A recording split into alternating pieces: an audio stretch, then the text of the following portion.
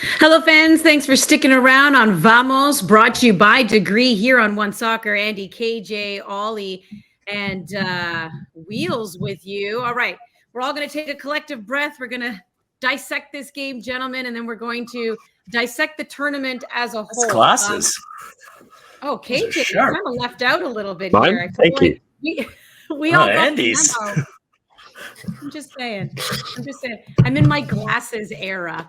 But I needed them to just see the game clear. Losing your vision. Thanks. Listen, we're not here to. Enough about me. Let's talk about this game. Ollie, just take me in there. How, just your viewpoint of the game and things that maybe stood out to you. Yeah, it's a tough one, right? I think ultimately they were just beaten by the better team. This is the best team on the planet right now. They're probably going to win 3 tournaments in a row. Obviously, that final is going to be a great match, regardless of who they play. But this is starting to look like not just a really good side that wins a tournament. It's starting to look like an all-time great international side, led obviously by Lionel Messi. So I thought Canada were pretty good in the first half. The halftime, it was a lot. Jesse Marsch looked really worked up at halftime. I'm not sure whether that was with the referee or with his team. And I thought they kind of came out after halftime looking really up for it, flying into things, and just got a bit ragged when they didn't necessarily need to. So second half was just a bit of a disappointment. Not to maybe stay in this game and feel like it was still on the table a bit longer than it was. But again, you can't really do much arguing with this Argentina side and the quality they have. What did you see, KJ, in this match? Yeah, much like what Ollie said, I think Canada ran out of steam a little bit as the game went on. We kind of expected that. They've just put so much into this tournament. Argentina, we have to remind people, they were able to rest their players for one of the games in this tournament. They played the entire squad, different team. So they don't have as many minutes on the legs as some of Canada's players. Canada have had a very little rotation. I think it's 8 players have started every game, and many of them have given 90 minutes every match. I think we can just start by highlighting Jonathan David's tournament and how much running and work that player has put in. And you could see the impact that it had tonight on a player like Jonathan David. But Ollie went there, so I'll go there as well. I think we have to put into context who we're talking about, who they just played here. And we are talking about one of the greatest international football teams to ever play the game. They lost 2 of the last 62 games. Okay, so if they go on and win on Sunday, they are undoubtedly in the conversation as being the greatest team ever. In the conversation with 1970 Brazil, Pele, Jairzinho, Tostão, 2008 to 12 Spain, Xavi, Iniesta, Sergio Ramos, Casillas, 58-62 Brazil, Garrincha. They're with them. Okay, they're better than the Argentina of 86-90, and it's miles better. They're better than France 98-2000, the early 70s Germany, 50s Hungary, who never won a World Cup but were class. 2 out of the last 62 games. The power and the pace that they have, DePaul and McAllister, the elegance that they have, as well as the 8s.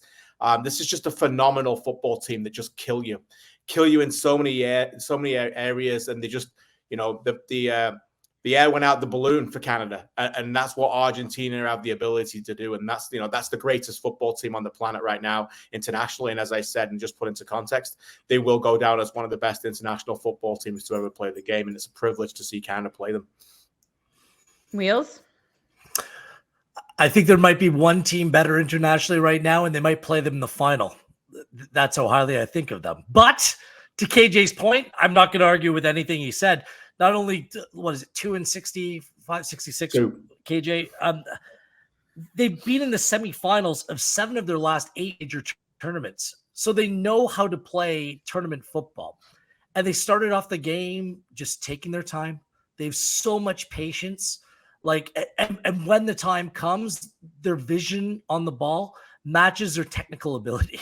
That's what makes them so good. And what made this team great and what's turned them into world champions is the fact that now they have a team around Lionel Messi that can take some of the defensive onus off his shoulders. They hunt the ball.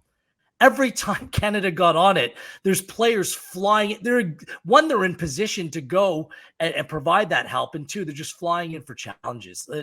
And they do all of that so well. can I say shithousery on the screw it shithouser We're on that sort of YouTube. stuff as well. Like they do it all in an exemplary way. So that's why tonight I felt going into this game, KJ, Ollie, Andy, we're among the 1% and not the 1%. We're among the 1% of people in Canada that work in the game of football and cover it on a day-to-day basis. The way that the narrative, and it came from the Canada team as well, building up their chances ahead of this one, I felt a little bit uneasy about the way some of the conversations were going, because the vast majority of Canadians that were watching tonight were thinking that, you know what, this Canada team, Argentina is ripe for the upset. Here we go, Lionel Messi. We're going to show you what we're all about. There's just levels right now. Jesse Marsch has been on the job for 6-7 weeks. Like, I feel like my expectations were in the right place where I could look at tonight and say, well, other than the second goal where Kone had a poor clearance, Ismail Kone made me smile the entire game other than that one moment. Like, I can look at that game and see lots of positives to take with me. I'm just not sure how the masses will react to that performance tonight. I'm very interested in the chat. Like, let us know. I'm assuming that these are mostly football fans as well, but that's what I'm curious about, because if your expectations weren't set in the right place, I'm not sure what you thought you were watching there tonight. Yeah, and we'll get into what we want to see moving forward after the tournament that was. But I kind of want to relish again just in the fact that, Ollie, Canada was the final CONCACAF team remaining of the 6 invited. Who here would have put their hand up to say that it would be Canada over, USA or Mexico? They make it to a semifinal. They played a gritty style. They played a fast-paced style. And they gave themselves this chance here tonight to have this rematch against Argentina. Just what are you seeing with this team now that they have this new head coach, now that they seem to have a direct path towards 2026 and the way they've been performing? What do you think this tournament and where they've gone, and now having the opportunity to play for third place, what do you think it just means overall for how they feel? I mean, I think they can go away from this tournament feeling like they've done everything they came here to do. Like, I know these guys legitimately wanted to win the tournament, and I understand that they're a confident group of players who believe they could do it, and they'll always say that. But realistically speaking, we can all sit here and say, like, it couldn't have gone much better than it has, particularly given the circumstances of a new head coach coming in, a couple of months ago leading into this tournament and having 2 games of preparation. So I was never a big one for, it's preparation for 2026. I know that that's part of it, but for me, you have to take each major tournament as a serious thing and just focus on that rather than looking 2 years ahead. But Canada played very, very well here at this tournament and took meaningful steps forwards in a number of different aspects. We have a centre-back partnership. No one knew that going in. The midfield, I think, was far better than it has been in recent months and years, really. And Kone and Eustachio look like they can be the basis for something going forwards. There were different players, Schaffelberg, for example, Crepeau, that came into the team and made a significant impact. We got more out of Davies. I think this was his best stretch of games for Canada in some time. So there's a whole load of things we could go through that I think are major positives for Jesse Marsch, and will stand this team in good stead going forwards. Yeah, how are you feeling about everything here, KJ, given the whirlwind that it has been the last year or so, right? Yeah, I don't think you could have scripted it any better. Quite honestly, like, nobody imagined any of us would be sitting here talking about Canada playing in a Copa America semifinal. Nobody. Okay. And if you did, you're lying. Okay. So this was a team that was invited to Copa America to make up the numbers because they needed to get it to 16. Okay. They did not qualify. They got beat at home. And then they had to find a way through effectively a repechage tournament to win a narrow game over Trinidad and Tobago just to get in. Okay, that just sets up, that takes nothing away from who they are. That just sets up who they were going into this tournament. 2 months ago, they had no coach. Okay, and then they get a coach. He's been on the job for 8 weeks. They go to the Netherlands and they play the French, 2 teams who made it to the Euro semifinals. Then they go play Argentina in Atlanta. Then they play 2 savvy teams in Peru and Chile. They get out of the group. Then they beat Venezuela and played phenomenal football in one of the most entertaining football games you're ever going to see Canada play in. And then they get to a semifinal and play Argentina, and they're competitive. They don't get blown away. Anybody who expects anything different or anything more, I would just say that you just need to be a little bit more careful in your expectations, quite honestly. This has been wonderful. This group of players are back into the hearts of Canada after a World Cup. They have got the trust back of each other. They have the relationship building on and off the field. You can see the coach loves them, and they've had a wonderful tournament, and they'll go again on Saturday. But they've given it absolutely everything after a grueling European season, and they've been competitive. And more importantly, the world now knows that Canada in the men's game put some respect on their name. When they play games in 2026 at the World Cup, it will no longer be Canada are playing these games because they're hosting. It's Canada who made the semifinals in Copa America as their only team from CONCACAF. Canada who made the World Cup in 2022. Look how far we have come in such a short amount of time. And I think we just need to remember that as people start to, overanalyze these players a little bit. Wheels. Yeah, I mean, to echo those sentiments, you come out of it with a lot of positives. Well, let's turn the conversation a little bit to where the work needs to be in progress, or where the work is in progress, or what needs to be improved. Because come 2026, you want that gap to close more. You're going to have a manager in place for more than 2 months. It's going to be 2 years. So what needs to change? What needs to happen? The first thing that needs to happen for me is the team needs a little bit more of an identity going forward in attack. I see lots of comments about Kyle Larin. I've seen lots of comments about Jonathan David. This was nowhere near Jonathan David's best tournament. I still do have questions about when the game slows down, when Canada isn't playing in transition, where are the technicians within this team? Where are those players that can create something out of nothing? Like, Canada's strength is their directness at times when they're playing on the counterattack, their pace, and being able to play over the top and find those channels of space when the game gets stretched a little bit. When things get bogged down in a game like this, they seem to struggle. I didn't like the movement off the ball from an attacking perspective tonight. And some of the decision-making, I mentioned this, and we all love Jacob Schaffelberg for what he brought in this tournament, but he's not the final article yet. A lot of these players are not the final article yet. The decision-making in the attacking third was nowhere near good enough. Call them half chances, call them whatever you want.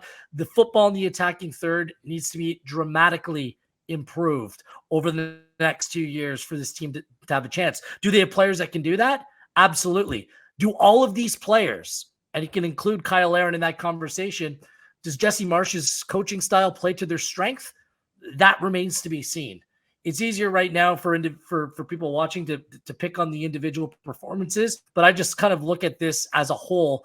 How is Jesse Marsh, and when he was hired for this job, there's a lot of things to like, and then there's some question marks.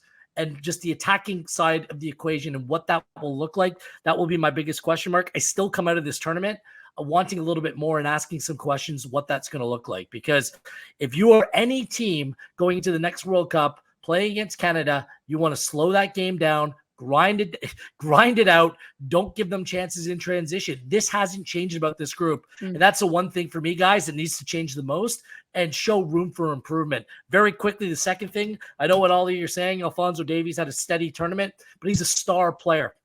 And I think at some point you need to figure out how you want your star player playing. In this Canada team, is it good enough just playing as a role player at left back, or do you need to find more ways to get him more involved so he's more of a focal point? We've been riding this roller coaster. I don't have the answer to that yet. I just think that that's a question that's still very much up for debate for this team going forward as well. But did you say that was your second point? Because I'm pretty sure that was 7. All great points, Wheels. I'm just teasing you. Sorry, KJ, jump in. Sorry, just to put a bow on what Wheels is saying, I think if you marry both points together, you effectively get the answer to the second question, though. Is that obviously you need more out of Alphonso Davies, but as this team continues to grow and progress, and Jesse Marsh, of course, is going to say he's not happy with 2 goals in 5 games. And of course, he knows that's going to be an area that they need to work on. And I think that you have to think about, okay, now 2026, let's go there. Everyone keeps going there. Canada will be favored to win some of those games. Okay, out of the 3 group games, I can make a legitimate case right now that 2 of them, they will be favored to win. They'll be playing at home against teams that they will be expected to beat at home. Now, they may get a powerhouse. They may get a big team. They may not. But, other than that, they will be expected to take the game to those teams. And so I think Alphonso Davies playing left back can still do that. I'm with Ollie. I think he was excellent in certain parts of the game. He's not a player that's just built for highlights where you want him in the final third. Of course, he can deliver better crosses than Schaffelberg. Schaffelberg broke away in the 7th minute to this game. I see a lot of people in the comments slamming Kyle Larin. Schaffelberg broke away after 7 minutes in this game on his own. There was a cross, and Kyle Larin made a magnificent run to the near post, and he was wide open. He made that run against 2 outstanding centre-backs. And if that ball gets delivered, it's 1-0 Canada. And Larin's done it again. But it didn't get delivered where it needed to. And that's back to the point we're saying about the final third entries. So it needs to be better. But yes, of course, they need to improve their ability to do that in possession. And it comes from lots of different things. Do they change the shape? Do they get an extra man in midfield? How do they work on that? For the right now, 8 weeks, Jesse Marsch project, that was the right way to play in this tournament against these opponents to maximize your success. And they did it. And I won't criticize anything for it.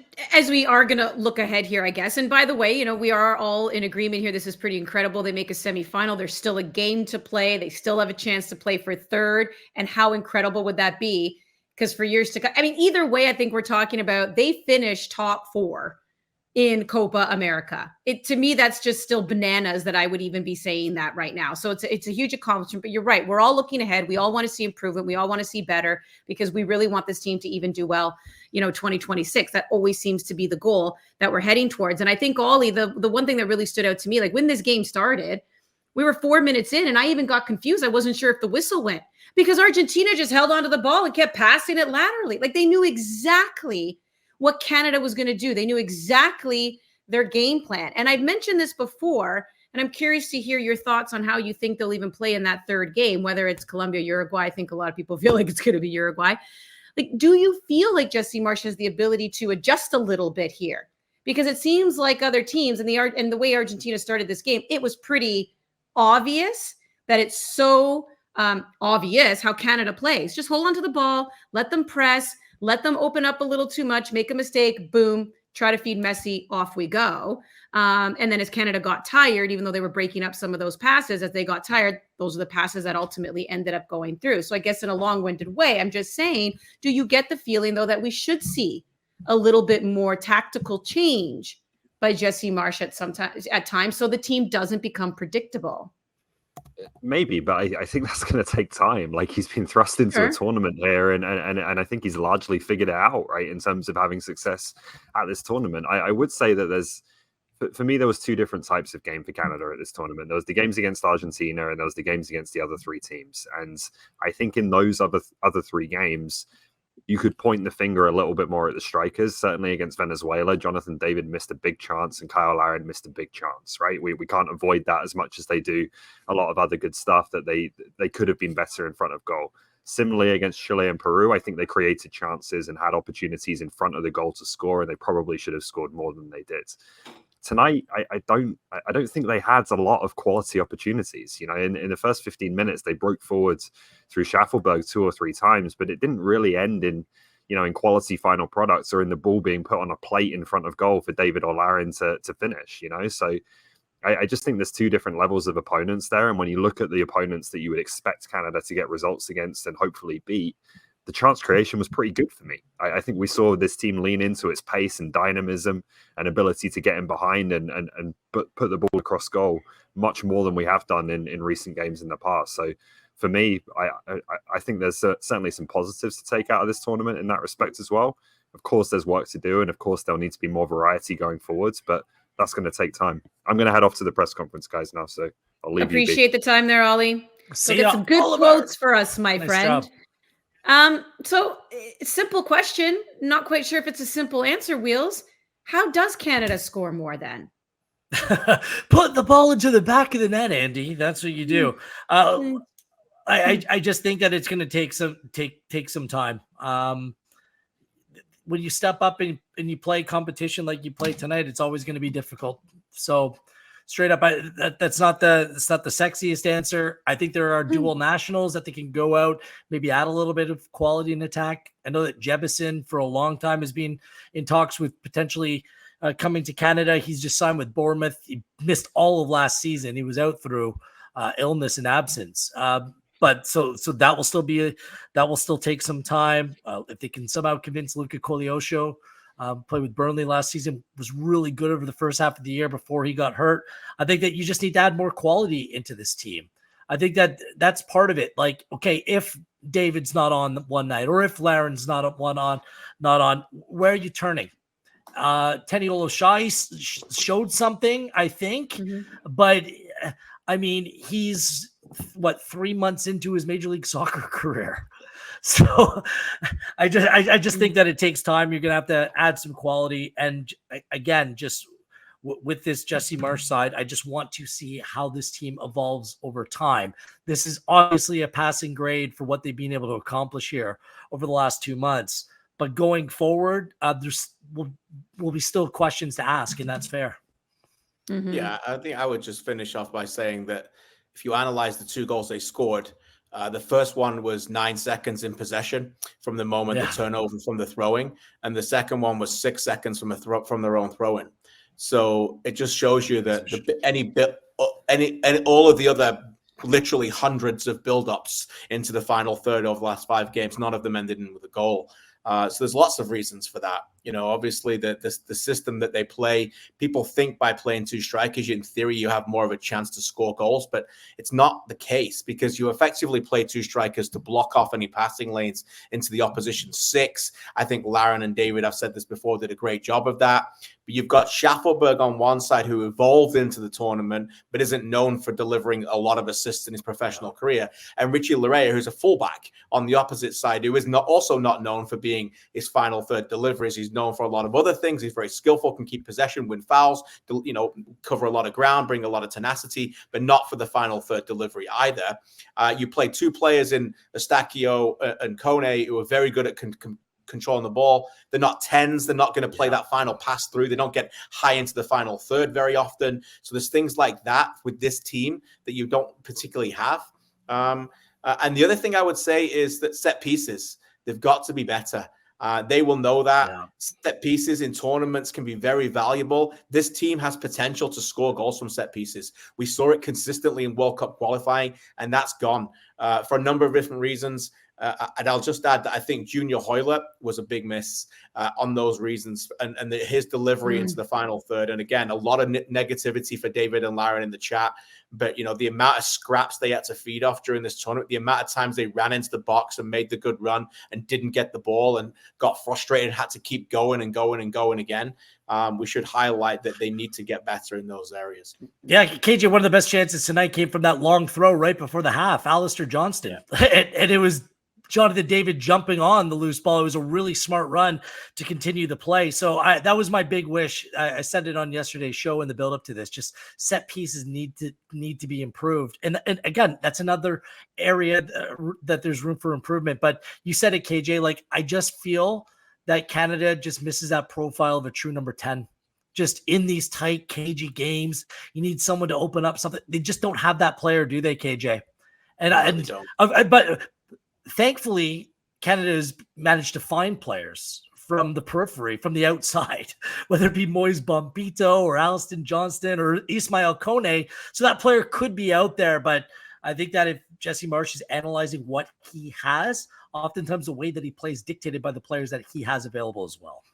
But look on the positive side. Sorry, we're looking at what they can find. Look what he's found in this tournament. He's found a goalkeeper that he knows he can play every game. He's found a 2 centre-back partnership that he knows he can rely on and grow and build the confidence, and they're going to get moves. He's found an absolute star in Kone who just continues to grow and grow and grow.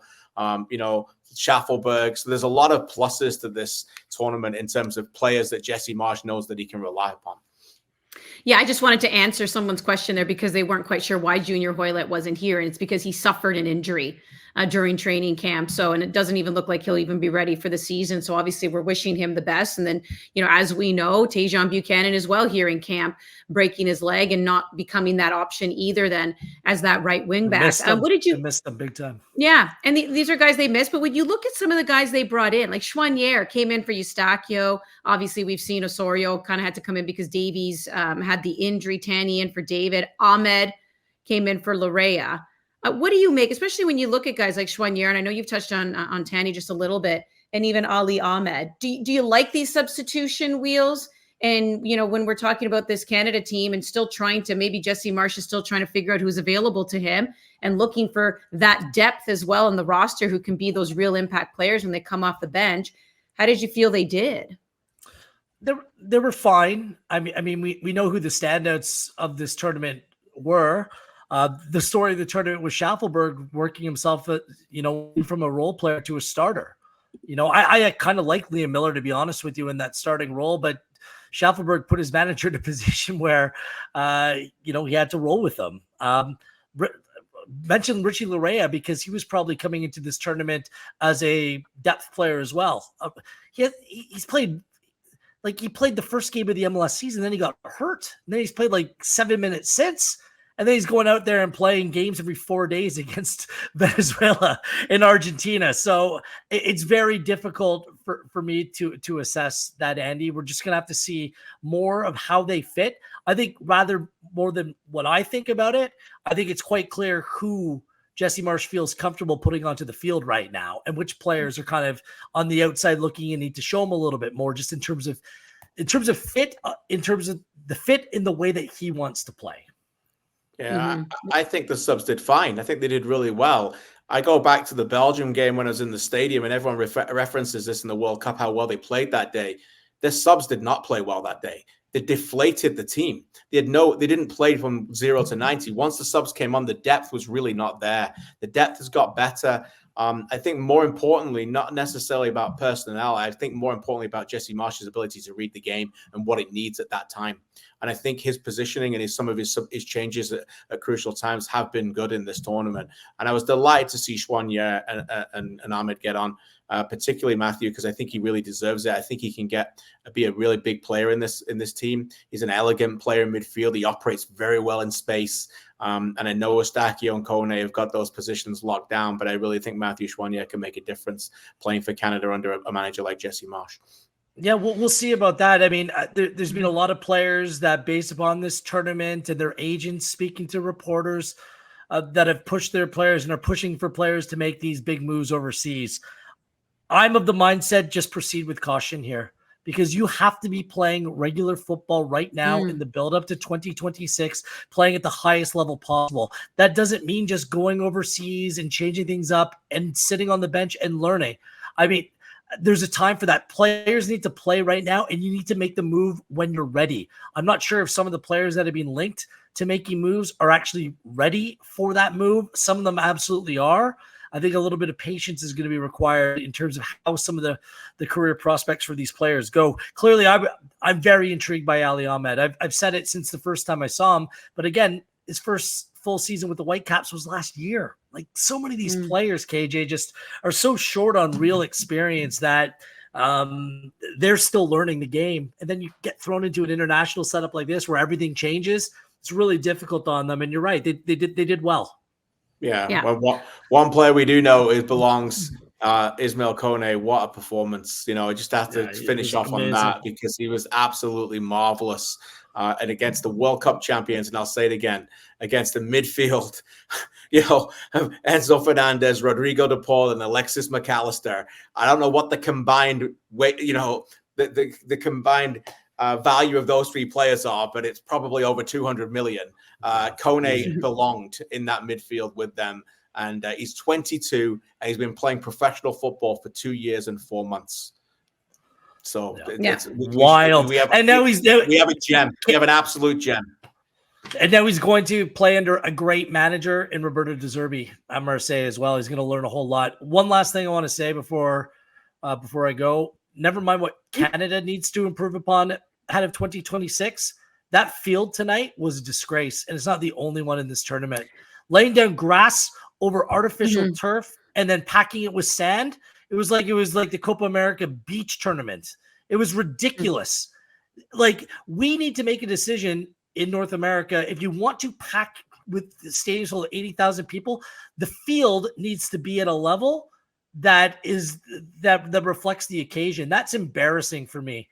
Like we need to do much better. We have a long way to go in terms of soccer in North America, and that for me was the biggest downside of the night. Yeah, the field caught a lot of people's attention. To your point, about making a move, I was asked that on a radio show today.